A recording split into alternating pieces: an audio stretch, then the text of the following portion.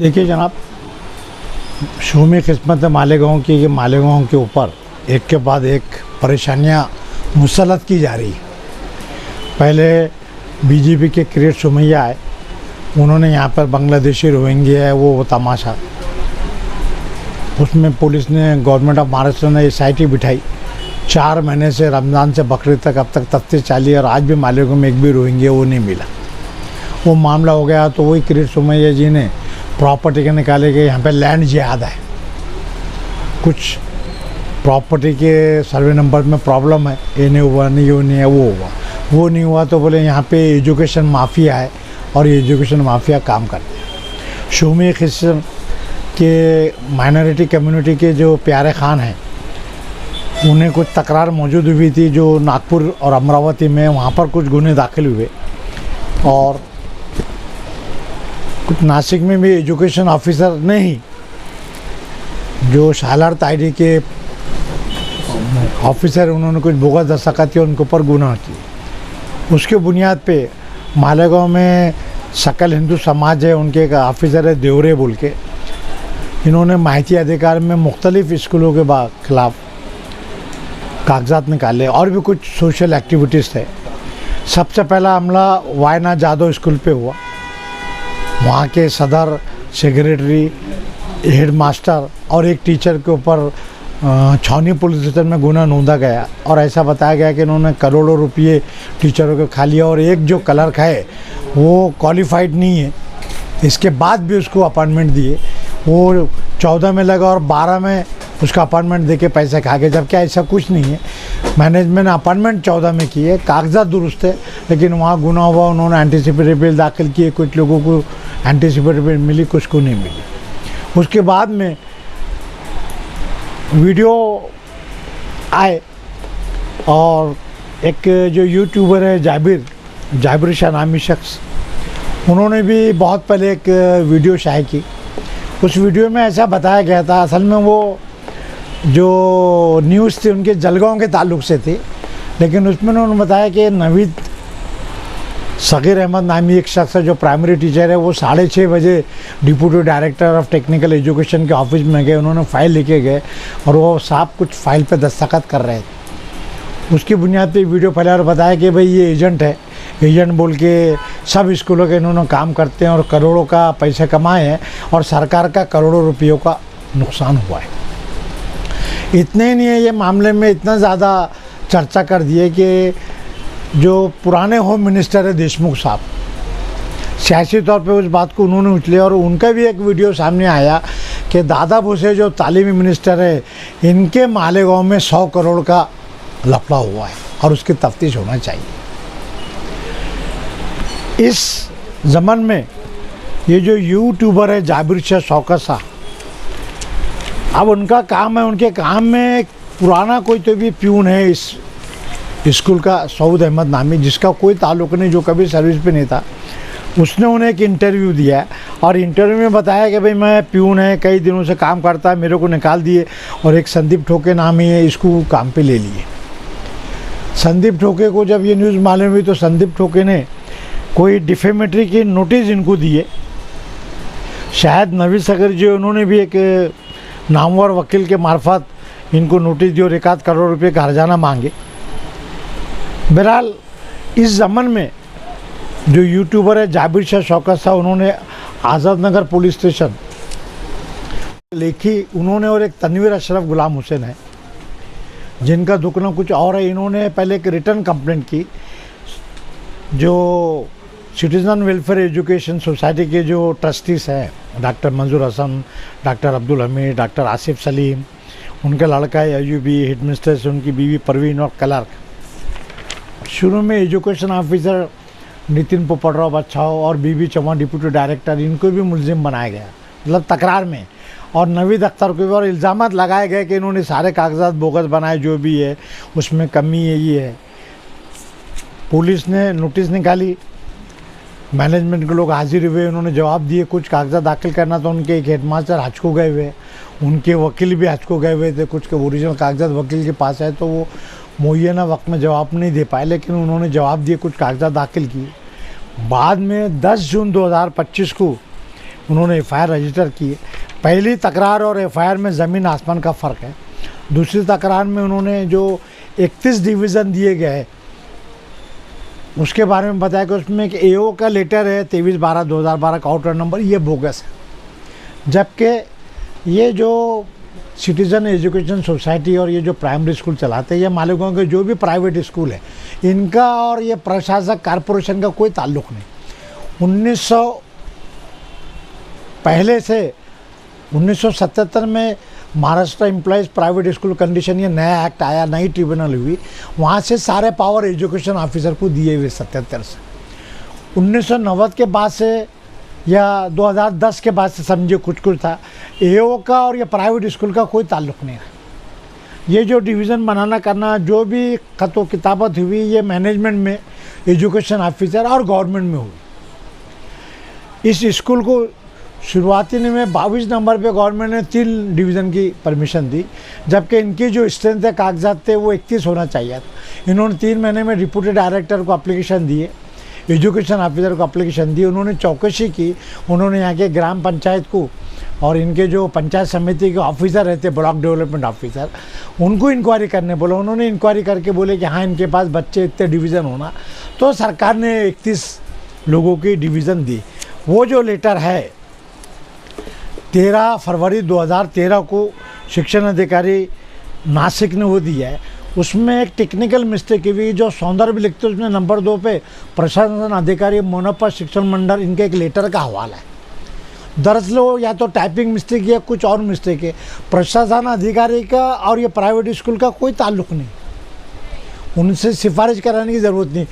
उसको बेसिस बना के इन्होंने कंप्लेंट की कि ये लेटर बोगस बनाया गया। ये इन्हें शिक्षण अधिकारी के और इनके लेटर भी बोगस बनाए और इसलिए इनके ऊपर संगीन जुर्म हुआ। पुलिस ने भी जिस हिसाब से तफ्तीश करना चाहिए था वो नहीं की और एक ऑफेंस रजिस्टर किया, और इस ऑफेंस में criminal breach of trust, fraud, cheating, bogus कागज़ बनाना, ऐसी दफात लगाई जिसमें उम्र कैद भी हो सकती है, जो नॉन बिलेबल ऑफेंसेस है। ऑफेंस रजिस्टर करने के बाद सबको ये भी मालूम है कि बदकिस्मती है कि डॉक्टर मंजूर को पैरालिसिस अटैक हुआ। तकरीबन 1.5 साल से वो बिस्तर पे हैं। उनको एक अटेंडेंट है, रोज़ डॉक्टर आता है, उनकी वो करता है सब, और वो चलने फिरने के लायक नहीं बगैर कुर्सी के। डॉक्टर आसिफ सलीम भी बीमार है, और डॉक्टर अब्दुल हमीद जो है, जो एक महज ट्रस्टी है, जिनका कोई एक्टिव रोल नहीं, उनका भी नाम डाल दिया गया। डॉक्टर की बीवी का नाम, बच्चे का नाम, इस तरह उनको अरेस्ट करने के लिए सबका नाम डाल के इन्होंने इल्ज़ामात लगाए, इल्ज़ामात वेग लगाए। हमने एंटीसिपेटरी बेल दाखिल की, इनकी बीमारी के कागजात और सब कागजात दुरुस्त ये दाखिल किए। यहाँ के एक नामवर वकील जो फिरियादी की कोशिश कर रहे थे, और इनके स्टाफ के एक टीचर है, उनके भी श्योर वकील हो गए, वो भी इनके ख़िलाफ़ है। तो इन्होंने पूरी कोशिश की। 1 तारीख पर अदालत के सामने पुराने केस के भी हवाला दिया। अदालत ने हमारी इंटरिम बेल रिजेक्ट की और नोटिस निकाली। कल इस केस की समाअत हुई। पुलिस ने इस दरमियान में, चूँकि इल्ज़ामात ऐसे थे कि 2.5 करोड़ रुपये का खुर्द-बुर्द हुआ है, इसलिए ये मामला नासिक में इकोनॉमिक विंग को भेज दिया गया। इकोनॉमिक विंग के ऑफिसर्स कल कोर्ट में हाजिर रहे और उन्होंने लंबा चौड़ा अपना जवाब दिया। ज़मानत रिजेक्ट करने के लिए उन्होंने कुल 20 ग्राउंड दाखिल किए, और उसमें ऐसा बताया कि इस स्कूल में 7 जो टीचर हैं, जिनके नाम भी दिए गए, ये 7 टीचरों को ये जो नॉन ग्रांट से इन्होंने ग्रांट पे ट्रांसफ़र किए, और तकरीबन 2 करोड़ 50 लाख रुपये सरकार से सैलरी के मद में पैसे लिए। ये मालूमात भी अंदाजे से है, हमारे हिसाब से 2 करोड़ 68 लाख रुपये सरकार से लिए गए। लेकिन सरकार ने ये जो पैसा दी है, ये एक्ट के हिसाब से जहाँ 7 टीचर रिटायर हो गए, उनकी जगह पे जो नॉन एडेड वाले थे उनको बदली की गई, उसकी फ़ाइल बनती, वो बदली पे एजुकेशन ऑफिसर ने उनको परमानेंट अप्रूवल दिया, पुराने उनको अप्रूवल मिले। इसके बाद में डायरेक्टर ऑफ टेक्निकल एजुकेशन ने उनको शालार्थ आईडी में नाम डाले, और सब कायदे से कागजात है, एक भी कागज़ बोगस नहीं। और फिर अदालत ने उनकी 2012 से पगार देना शुरू की। 2000 जो अपॉइंटमेंट्स है उनके, वो डेट से दी। इस तरह ये 7 लोगों के खाते में पैसा जाता है, और वो मेहनत कर रहे हो, पगार मिल रहा है, जायज़ पैसा है। लेकिन उसको ऐसा बताया कि ये बोगस कागज़ पे बोगस टीचर लगा है, जबकि वो बेचारे वहाँ 10-10 साल 15-15 साल से नौकरी कर रहे हैं। बहरहाल हमने अदालत में education officer, deputy director, government के जीआर, इनकी बीमारी के जीआर सब कागजात दाखिल कर बताया कि 12 साल के बाद, 12 साल पहले के ऑर्डर है, 13 साल के बाद एक तीसरा आदमी जिसका इससे कोई ताल्लुक़ नहीं, वो यूट्यूबर है, उसके मन में क्या है, क्या शिकायत है, किसके बोलने पे केस की, और करते नहीं आता। हमने हाईकोर्ट के भी कुछ नज़ायर अदालत को बताए कि सिविल रिट पिटिशन भी इससे पहले दाखिल हुई। इससे पहले ऐसा मोडस ऑपरेंडी था कि कोई भी सोशल एक्टिविटीज़ ये एजुकेशन अफेयर को कंप्लेंट देता, उल्टे सुलटे कागजात बताता और वो इनके अप्रूवल रिजेक्ट करते टीचरों के। कुछ टीचर लोग हाईकोर्ट में गए तो हाईकोर्ट ने अब तक कई बार औरंगाबाद बेंच, बम्बई बेंच ने मना किया है, कंटेम्प्ट हुआ एजुकेशन ऑफिसर पे कि थर्ड पार्टी की कोई तकरार नहीं लेना। ये चूँकि वो थर्ड पार्टी की तकरार अब एजुकेशन अफेयर में नहीं चल सकती, दीवानी कोर्ट में नहीं चल सकती, हाई कोर्ट में नहीं चल सकती, तो नया तरीका अपनाया गया कि पैसों का खुर्द बुर्द है, कागज झूठे, ऐसा करके पुलिस के पास तकरार। पुलिस को भी चूँकि एक्ट की मालूमात नहीं, लेकिन नॉन कॉग्निजेबल दिखता, आंकड़े दिखते 2 करोड़ 2.5 करोड़, कागजात में कुछ कमी दिखती, उसके बेसिस पे पुलिस का काम है ऐसे केस में पुलिस मैनुअल से वो डिपार्टमेंट को रुजू करना, वो डिपार्टमेंट से जवाब लेना, कागजात जमा करना, तफ्तीश करना, और तफ्तीश करने के बाद में गुनाह रजिस्टर करना। मगर कुछ सियासी दबाव होता है, कुछ आपस में झगड़े रहते हैं इस बुनियाद पे, और चूँकि ये यूट्यूबर है, जर्नलिस्ट है, और इन्होंने बबांगे दहल किए कि हमारे पास पूरा सबूत है ये है, हालांकि कोई सबूत दाखिल नहीं किए, वरना रिकॉर्ड पे बोगस कागज तो दाखिल कर सकते हैं। हमारा ये कहना था अदालत के सामने कि भाई यो में हमने कोई लेटर नहीं दिया, कोई सिफारिश नहीं ली, तो हमारे क्या ताल्लुक। बहरहाल जो एडिशनल सेशन जज श्री त्रिभुवन साहब, उन्होंने पहले तो हमारी ज़मानत खारिज की, इंटरिम नहीं दिया, लेकिन समाअत के बाद तकरीबन 1.5-2 घंटे समाअत हुई। फिरियादी की तरफ से भी एक नामवर वकील हाजिर हुए, उन्होंने भी काफ़ी बहस की, एफआईआर में इसमें जो खामियां हैं हर चीज़ बताई, कैसा गलत हुआ, क्या हुआ। बहरहाल अदालत ने तमाम कागजात देखे, और कागजात देखने के बाद हाई कोर्ट के जजमेंट रिलाय करते हुए ये थर्ड पार्टी है, इनके पास कोई सबूत नहीं है, इनको कोई कानूनी हक नहीं है ऐसा तकरार देने का, और अगर तकरार भी दिए तो सब चूँकि कागजात है और कागजात का खेल है, सही गलत है, उसमें कोई कस्टडी की ज़रूरत नहीं, इसलिए मशरूत ज़मानत दी। अदालत ने जो 5 मुलजिम हैं, doctor Manzoor Hasan, doctor Abdul Hamid, doctor Asif Salim, doctor Ayubi मास, अयूबी परवीन हेडमास्टर और क्लर्क, पूरे 6 लोगों को ज़मानत पे रिहाई दी, मशरूत ज़मानत दी, और उन्होंने बुध के रोज़ अटेंडेंस देना, अपने पासपोर्ट होंगे तो वो जमा कराना, और पुलिस को मदद देना, और किसी किस्म के पुरावे को नष्ट नहीं करना, और भी जो शराइत है हमने तो पढ़े नहीं अभी, इस शराइत पे एक तफसीली हुक्म की, और अल्लाह के फजल से तमाम लोगों को इंसाफ मिला और उन्हें ज़मानत मिली। एंटीसिपेटरी रेगुलर हुई या इंटरिम?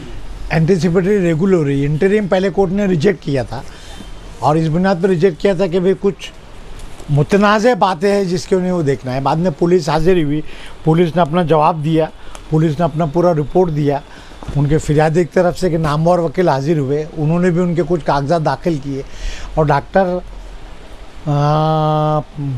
मंजूर हसन, उनकी बीवी, ये 2 लोगों के ऊपर पहले उनकी एक स्टाफ के लड़की ने कंप्लेंट की थी 400 पे, जो हाईकोर्ट तक गया था, हाईकोर्ट ने बेल नहीं दी थी, बाद में चार्जशीट दाखिल हुई, केस पेंडिंग है, वो भी दी, उसका भी तस्करा अदालत ने किया एक केस में कि वो नोयत अलग है, ये नोयत अलग है।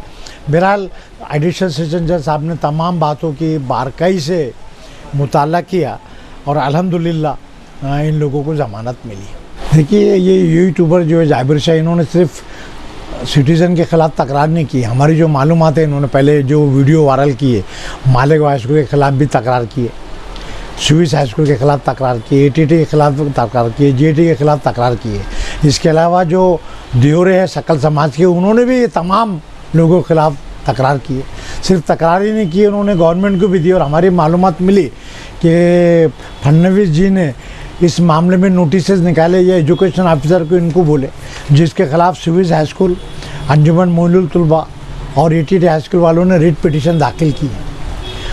हम भी रिट पिटीशन दाखिल करने वाले, लेकिन चूँकि हमारे ऊपर पहले ये जो आखिरी हमला है फौजदारी मुकदमा ये हो गया था, अब ये फौजदारी मुकदमा को काल अदम करने के लिए हम हाईकोर्ट में रिट पिटीशन दाखिल करेंगे, और ये जो देवरे साहब और दूसरे इनके ख़िलाफ़ भी जो ये झूठी मालूमात दे के प्रोपेगेंडा कर रही हैं। और शूमी किस्मत ये है कि मालेगांव के तालीमी अदारों को बदनाम किया जा रहा है। हर अदारे में कुछ कमियां हो सकती हैं, हम अदारों का वो नहीं ले रहे हैं, तरफदारी नहीं कर रहे हैं, कुछ अखलातनामे भी हो सकते हैं।